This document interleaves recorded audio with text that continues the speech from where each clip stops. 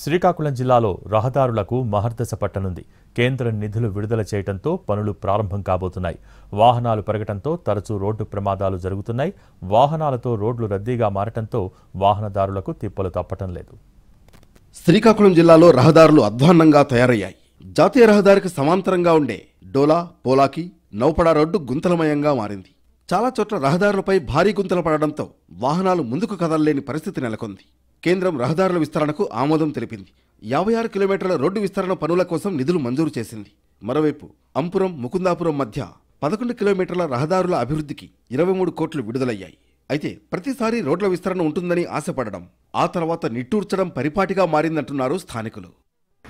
ఎన్నో ఏళ్లుగా ఈ రోడ్డు విస్తరణ నోచుకోక చాలా ప్రభుత్వాలు మారినప్పటికీ చిత్తశుద్ధితో ఏదైతే ఎన్నికల హామీ ఉందో ఈ ఎన్డీఏ ప్రభుత్వం కూటమి అధికారంలోకి వచ్చిన వెంటనే నిధులు మంజూరు చేస్తామని మాట ఇవ్వడం జరిగింది. శ్రీకాకుళం జిల్లాలో ఉద్దానం, సముద్ర తీర ప్రాంతం జాతీయ రహదారితో అనుసంధానం కానుంది. నరసన్నపేట, టెక్కలి, పలాస నియోజకవర్గాల మధ్య విస్తరించి ఉన్న డోలా, నౌపాడ రోడ్డుపైనే ఆశలు పెట్టుకున్నారు జనం. డిఎన్పి రోడ్డును 16వ నంబర్ జాతీయ రహదారితో అనుసంధానం చేయనుంది ప్రభుత్వం. కంచిలి మండలం అంపురం, ముకుందాపురం రోడ్డు సహా మొత్తం 67 కిలోమీటర్ల మేర రోడ్డు విస్తరణ పనులకు కేంద్రం నిధులు కేటాయించనుంది.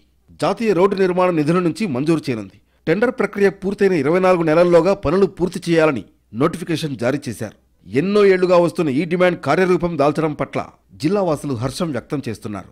మొన్ననే మన రామ్మోహన్ నాయుడు గారు, మన మినిస్టర్ గారు నితిన్ గడ్కరీ గారికి కలిసి ఇది వివరించి చెప్పడం, అలాగే ఎమ్మటే శాంక్షన్ చేయడం, ఇది ఎన్డీఏ కూటమిలో భాగంగా చాలా తొందరగా శాంక్షన్ చేయడం చాలా సంతోషకరమైన విషయము.